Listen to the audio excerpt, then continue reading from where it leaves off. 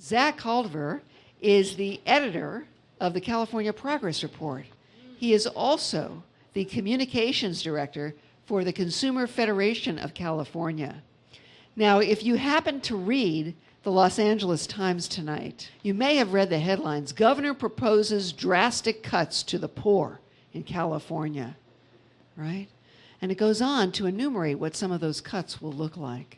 And Zack's going to present what he has accumulated, very important information about what we're facing in California, program by program, so that we know the degree and the depth of this crisis. Zack, thank you so much for coming down. He flew all the way down from Northern California just to be with us tonight on this Cost of Wars tour. Well, first, this is a really great honor. For one, to have the opportunity to talk about something that I think is this important. I know it's important for our state and our country, and it's really important to me. And to be able to speak on behalf of a candidate that I believe in as much as I do, as Marcy Winograd, and about a race that I think is probably the most important primary race, certainly in my lifetime. So unfortunately, I'm here to kind of be the bringer of bad news, though, in terms of what's going on, because I recently wrote a white paper in conjunction with Brave New Films. Robert Greenwald did a short film. We both agreed to do this project together to try to start a larger dialogue about how the costs of war negatively impact our economy, our budget deficits, and the quality of life of the American people. So my white paper went into this in detail about what's happening in California and how the costs of war directly affect us. The article is called California's Great Recession and the Costs of War. You can find that on the Consumer Federation of California website or the California Progress Report website. And Robert Greenwald's film, it's a 5-minute documentary, is called Paying for War, Not College. And the two kind of go together.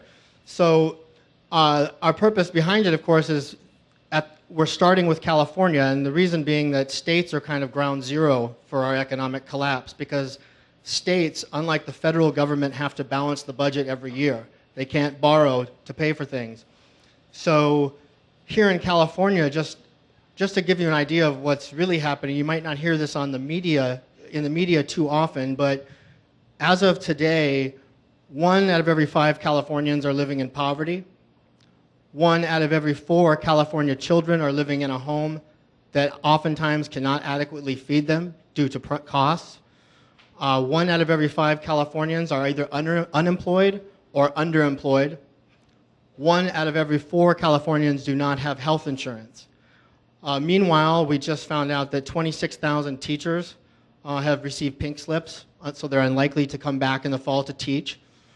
Tens of thousands of students are having the doors shut on college, not because they're not smart enough, but because of the budget cuts. The university themselves can't actually afford to have them. And tens of more thousands of students simply can't pay for the price of college now, because just in the last 3 years, tuition has gone up 50% at UC and state universities. And in fact, since 2000, college fees have gone up 182%. So this is the state of the California economy. Now, the next step then in this perfect storm is, well, how is our state government reacting to this obvious crisis? Well, the reaction has been to decimate the programs that are designed to help the very people in need. So in the last 3 years, just in case you're wondering, you hear all this talk about how we're spending our way into deficits. Well, the fact is that we're spending 20% less on social programs now than we were 3 years ago. So we're already decimating the social safety net, built by the New Deal. But this year, the budget has been released. There was the first proposed by the governor. So rather than trying to address the needs of the people, he has proposed cutting in half in-home state services. This serves 500,000 disabled Californians every year. We're going to cut that in half right now. The Healthy Families Program, that serves 900,000 low-income children. It gives them health insurance. A week ago, he was proposing eliminating that program. Now he's talking about just raising premiums. CalWorks, this is the Welfare to Works program. He's talking about eliminating that. That serves 1.4 million lower income Californians. He's also proposing shutting down hundreds of adult daycare centers. Now, and he also is proposing cutting about $3 billion more in education. That's on top of the $17 billion in education cuts over the last 3 years. When you consider our total budget is $80 billion right now, that should put into perspective what's happening to our public education system. So that's the backdrop that we're facing here in California. Now let's go to what the federal government is doing for us. Well, one thing they're doing is they want us to spend a lot more on Afghanistan and the war. We're not getting any help otherwise.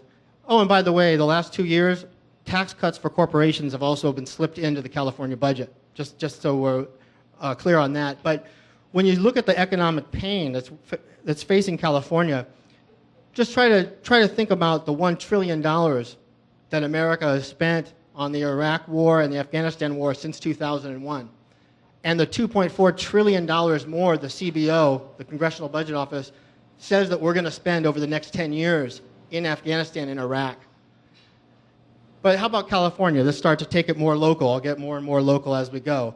California is supposed to spend California has spent taxpayer money, $132 billion on the Iraq and Afghanistan wars, $38 billion just on the war in Afghanistan. And as we see these programs being decimated, the federal government is coming to us this year and asking for $9.2 billion this year to go to the war in Afghanistan. Something's wrong with this picture. And I think what I'd like you to do as I go through these numbers, because I know numbers can sometimes, I'm not asking anybody to memorize these, but remember, behind these numbers are human beings, and each of these represent a priority. And really what we're facing here is a crisis of priorities, I think. Is what do we care about? What do we want our money being spent on? Well, I can tell you, California, if we would have spent that $132 billion here in California, we could have provided 55 million people with health care for 1 year. We could have provided 24 million students with Pell Grants. We could have provided 16 million children with Head Start. And we could have retrofitted 236 million homes with solar energy. I hate always to break down war just to economic concerns, but I do think this is a compelling reason perhaps we can get people to organize around to say if there's no other reason to get out of Afghanistan, it's because we can't afford it. But of course, there are other reasons. Nearly 550 Californians have been killed or injured in Afghanistan. 2,400 Afghan civilians were killed last year, the most ever. And, there's only 100 al-Qaeda members in Afghanistan anymore. This is according to our own government. So if the reason to go into Afghanistan was to avenge 9/11 as it was advertised as, then mission accomplished, right? And I would also wonder how occupying a nation makes us safer from terrorism, being that terrorism by nature is global. And certainly, I would also ask how drone attacks on civilian families, not only does it make me safer, but doesn't that create more terrorists? I think we need to rethink not just our priorities, but what it means to be safe and secure. The cost of one Predator drone costs $4.5 million. The cost of a student's books for 1 year in college, $1,600. The cost to send one soldier to Afghanistan for 1 year, that's cost $1 million. To send one college student to a state university, that's $9,000. These are the priorities that are facing us, and I think these epitomize the choice between Marcy Winograd and Jane Harman, because I know where Marcy Winograd stands on where we should be spending on our dollars. We should be spending them on improving the health and well-being of human beings and Californians, not on destroying human beings and perpetuating suffering in Afghanistan.